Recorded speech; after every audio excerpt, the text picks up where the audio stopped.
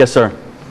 Yeah, is giving away clean needles an effective way to get people into treatment? So there's a couple reasons why you do clean needles, and we do have a needle exchange van, and our needle exchange van exchanges a couple 100,000 needles every month. We found some interesting things from that, and someone touched on it. I think you were touching on it before. Addiction impacts everything, from domestic violence to prostitution to sex trafficking. And what we were finding is that that high number of needles wasn't all just users, but there was also people involved in sex trafficking. So we were able to give that information to certain aspects that deal with that and help out with that. It helps reduce hepatitis C and HIV, which is significant. Think about Scott County, Indiana, what they went through. So that is the big thing of harm reduction, is can we keep those infectious diseases down? But the other part of it is we connect people to treatment right away. One of the things we've done in our area is we work with Uber Health. So when someone walks on the van, it's not just a matter of giving a needle. They're getting tested for hepatitis C, pregnancy, HIV, but we're also saying, hey, if you want treatment, we'll get you in right now. Like literally, we will call Uber Health. They'll drive here and drive you to treatment. We have certain beds that we've already got set up. We have an engagement center that's open for first responders 24 hours a day, or the needle exchange 24/7. If someone wants treatment, they'll be driven right there. So what it is, here's the key. Can I develop more avenues to get someone connected to treatment? Not necessarily the thought process of a needle exchange is necessarily bad, or I don't agree with it. It's a matter of coming to that middle ground, and it becomes a door that opens up. Because now if someone's willing to come to a van and exchange it, what we're finding is those people are building a rapport with people, and then number one, we're now connecting them to treatment. But I got to tell you, some of the most critical information I get on drug trends on the street is the people walking in talking to the people from the health clinic on what trends are on the street. It's significant because it opens up a door. Is it the complete answer? No. Here's the thing, don't look for one answer. Get rid of your prejudices and biases. You have to. It is not all the way over here, and it's not all the way over here. Honestly, it's everything in the middle. If you can open up all those doors to everything in the middle, you'll have more opportunities to connect people to treatment. And if you can get them into treatment and you have those recovery systems set up where they can stay in active recovery, understanding they're going to fail, that's okay. You drop off, we start off right back where we started, where we dropped off at, and we keep going. And eventually you end up having a longer term success. So that is a huge opening for us to get people, because it's actually people coming right from the street. You don't make an appointment, you don't do anything. We put it on Twitter where the van's going to be, and the community comes out and they'll work the program with them and try to get them into treatment. Numbers connecting to treatment always in the beginning are low because you're dealing with an active recovery or active addiction. Again, remember, especially when powerful from fentanyl or carfentanil or methamphetamine. So you have to have those opportunities opened up. Does that help? Yes, it does. Thanks. Anyone else? Yes, sir. Do you know of any programs you might implement at the school level that may focus on prevention? So Prevention First is that expert on that. They're a nationally recognized group, so they do it across the country. And Prevention First will set up surveys and do appropriate drug prevention. Some of the things are changing with drug prevention. The just say no is kind of gone, and now we're working on problem-solving skills. Because what we found is that kid in school may act one way, but when they go home, they're dealing with a different kind of environment. Again, in my case, I had a whole family that was dealing with addiction. Probably school was their safe zone, and that's where they felt safe. But now we're working on problem-solving skills. So when you go home, can we give you the ability to cope with that stress and those triggers? And can we connect you to someone to talk about what your issues are? A lot of this, in my personal opinion, again, it could be wrong, is I believe a lot of this is it's the person holding it in, having to deal with it over and over and over again, and that's what they're always thinking about. If they had someone they could connect and talk to, it may help them at least reach out and overcome some of that. So Prevention First is one of your big groups that can do the community groups to get into schools and start that prevention. Yes, sir? Did your original steering committee require any seed money to start in the production? So where did it come from? We started with zero. Our thing was that this was such a big issue that we needed to get together. Some of the money we have now because of the group is CURA grant and CARES grants. And we do apply for other grants from the state of Ohio and some of the mental health and addiction boards. But we started with zero. And what we found, especially if the health department had grants within themselves, that they could give some money out. We found out hospitals would donate some money. We found out businesses would donate some money. A lot of this wasn't necessarily about money itself to start the programs. Again, we were dealing with an emergency, so we set the programs up with nothing. And what we were doing is more about making connections. And if I can make that connection in these organizations, we're finding a way to make it work. So we started with zero. We do have some money now. The county put some money into it also. But I got to say, we got lucky because, unfortunately, we were in that emergency mode with 50 to 70 overdoses a week. We got free Narcan. That would have been a significant cost to us if we would have had to come up with that. So we started with zero, but each one of those groups is now bringing some sort of resource to it. Does that help out? Yep. Yes, sir. Chief, just to follow up on his question here, as a county executive, we do have a needle exchange program. I work with the health department on a regular basis, actually on the board of the health department. The county has provided, will continue to provide any resources necessary. So the money should not be an option. So that anybody that's got a program, anybody's got a need, we work with United Recovery, provided office space for a startup group and some grant money for them as well. So money should not be an option at all. But the needle exchange person locally is already, I think, got somebody in the recovery system in less than 2 years. That's pretty significant for is needle exchange been 2 years, Doctor? 2 years. 2 years. So we shouldn't even think about the money. We need to come up with, that's our job. As a county executive, mayor, I'm sure comes on board with it. So if anybody's got any ideas of what needs to be done, build the coalition. We have the coalition passed, and we need to rebuild that. But it would help if we knew exactly what you need. We're here. I know this is 100% behind us. Well, that's why you have that steering committee, because I didn't know what a health commissioner did. I'm sitting with Michael Botticelli, the former drug czar, and President Clinton, and he asked me, who's your best friend on the health commission, or on a coalition? I said, the health commissioner. I didn't even know what a health commissioner was 3 years ago. That ended up being significant, because here's what happened is, because I sat across from treatment people, business people, elected officials, hospitals, the health commissioner, treatment and prevention. I didn't know what they did, and they didn't know what I did. And I got to tell you, one of the other things that was different is I was looking at it as an emergency, because I was responding to 911 calls over and over and over again. Addiction or treatment was looking at it like long-term, because they knew it was long-term to overcome addiction. Health department was looking at it from the harm reduction, I got to keep people alive, and prevention was looking at it from what? I'm trying to prevent it from even happening. But what we found is our demographics, and the data was significant, because we were dealing mostly with 27 to 50-year-old people, mostly males, that were overdosing. So when you talk about prevention, you have to look at the overall picture, not the emergency. When you're talking about treatment, now you got to change treatment from this long-term response to can they become a triage along with connecting to that long-term treatment. I'm going to tell you, we don't have all the answers, and it doesn't work perfectly. Those are some of the hurdles we're facing now, is because we're dealing with so many numbers and you're trying to change systems as a whole that it ends up being difficult. But what happens is what you guys are talking about.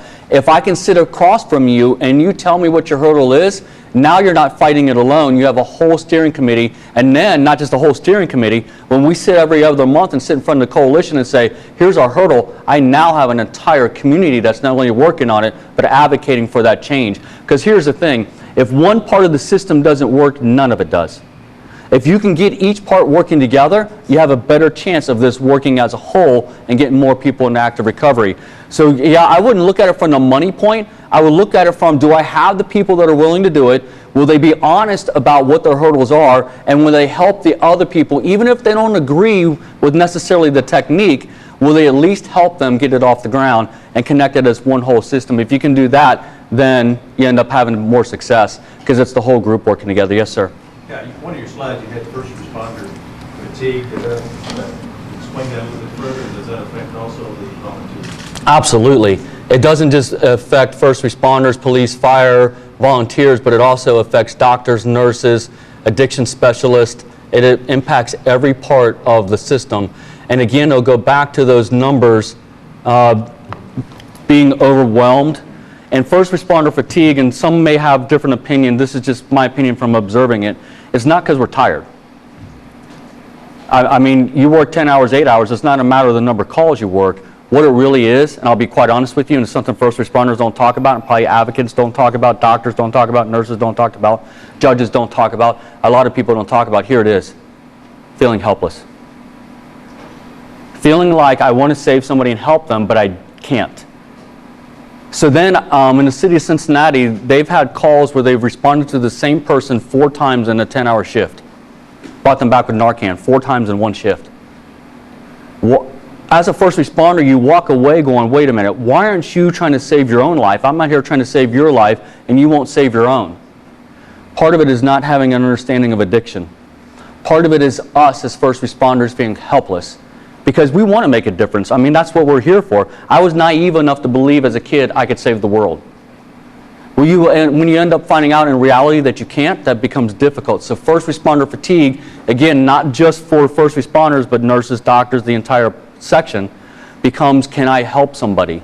And if I can't, then I feel helpless, which then gives me, I get upset about it, and then I start holding stigma, because now I'm mad at you for not helping yourself. So one, we have to educate first responders on what addiction really is. But 2, I got to tell you, whether it's first responders, the health department, nurses, doctors, judges, bailiffs, court, the corrections officers, whatever it is, we've got to change this system and give them support. That's the importance of this coalition. If you get everybody together, you're now supporting every part of that group. And again, now we can go back and find out what the hurdles are. Our hurdles as first responders, where we're still dealing with 50 to 70 overdoses every single week. 4 to 5 people dying every week. We're saving more lives than we ever have before, don't get me wrong. And we would not have been able to do that. But it's hard to see hope just by those numbers. Where you see hope and where you believe you can make a difference is when I go every other month to a coalition meeting in a room, standing room only. When I can sit there every month at a steering committee meeting and sit across from my peer and say, here's where I need help, and they go, you know what, I got it. Matter of fact, this recovery thing, the business now involved, they're paying for all the food for anyone that shows up. That makes me feel better, like I can help somebody, because now I got that help and support. So that's part of the system. You have to build up that group as a coalition to develop or work on all that so that no one's left alone. It's feeling helpless, not just being tired. So how can you as a community help each part not feel helpless, or maybe not even all the way not helpless, but at least more hopeful and helpful that there is hope and there's a way to get out of it? Because again, I'll go back. I sat there at Johns Hopkins University, which luckily I was naive. I had no clue what it was. But apparently it's like a big university, and they do a lot of doctor and science stuff. I didn't know that, so I'm sitting there like just completely naive. Ooh, this is a lot of fun. And I sat there and said, why am I the one advocating? I have 0 doctor training, 0 addiction training. It was the first time I ever been to college, and I was getting 0 credits for it. So I should not be the one advocating. But if I can sit there with a whole group, I will advocate for you, because now I know you'll advocate for me. So that's a good point. Yes, sir. Hold on one second. Yes, sir. Yes, ma'am. I saw on your one of the slides that talked about Casey's Law and Pink Slip. Have you all used that? Has that been helpful or successful in any sort of way? So it's still in legislation, and pink slipping wasn't a good word. We use it for mental health. And basically what it is now as a first responder, I can check off the boxes that you're a danger to yourself or someone else and get you, instead of jail, to professional help. So we're trying to figure out, can we do that with addiction, especially when you're talking about fentanyl and carfentanil, which can overcome the brain and someone can re-overdose on the dose they're overdosed on. Our thought was, can we use that to get people into treatment? It's controversial because, one, you have groups that say, well, wait a minute, you're violating people's rights, you're taking their rights away. And I go, well, you do know I'm a cop, I can take you to jail. But here's the problem, when I take you to jail, what else am I including on it? Probably a felony charge, which then means when you try to get a job, loan, or anything else, housing, you probably won't get it because you have that felony. So my thought is, can I get you out of the criminal justice system and into a more appropriate system? And what it's really set up for is when someone re-overdoses, they start right back where they left off. And first responder fatigue, I just thought about this, is not just for first responders, it's also families. And a lot of what I got was mothers coming to me and saying, I felt helpless that I couldn't get my child help. You took your son to jail because it was the only option you had. But what if you had a system that was set up with treatment, doctors, peer recoveries, recovery on the back end, that they could go in there and when they fell down, they would go right back to where it was. You didn't have a choice. You'd be in front of a judge and a doctor. They have this law here in Kentucky. It's called Casey's Law. And it's significant. And I actually went to one of the cases, and it was really wild how it worked, because as a police officer, I had to get permission from the family to get in there because they looked at it as a medical condition, not a criminal condition. And when that judge gave me permission, they sat there with a doctor, and the doctor is giving the judge telling them, hey, this is the treatment I think that person needs. Now they're forced into treatment because the court is forcing them in there, but it allows them to continue to go on. If they fell through that system, they could get a civil warrant and go right back. And now you're going right back to the person that you dealt with before. One of the issues we had is we got a bunch of treatment, but because of CFR 42, no one could talk to each other. So they don't know what if you went to this treatment or that treatment or this treatment, but this system does. You come right back to me and you're dealing with the same people. Now I'm building that rapport. That ends up being significant. We're not there yet. We're trying to get legislation in Ohio to do it, and we're looking at it more from an emergency response. I think Indiana's got something like this too, where if someone overdoses and we use Narcan, it may be an opportunity to get them in there. Or if they overdose in front of a kid or in a car, that would trigger that emergency. But I'm going to say this again, that is not the solution. It's only part of it. Our thought was if we had 10% of a solution here, 10% here, 10% here, 10% here, now we start getting a 50 to 60% of a solution. So that's one of the tools we want to use in our toolbox. So we're not there yet, the state's working on it, but that's kind of the theory behind it. Did I answer your question? Are you good? You got it. Good. Are you good with time? You answered. Well, let's get dinner ready. Just kidding. I wanted to respond to the Casey's Law. On our website, there's a lot of information about it.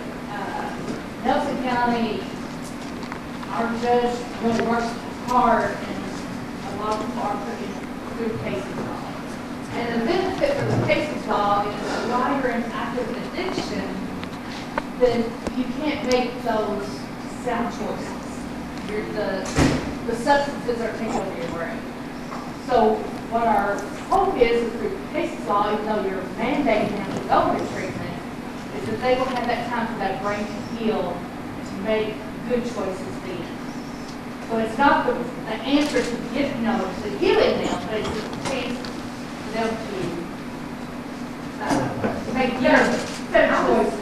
I was actually familiar with Casey's Law, but I wasn't sure if you guys were actually using it because I hadn't known that we were using it that much here, or even as a state. I mean, I know it's effective here in Kentucky, but I just know how much we were using it.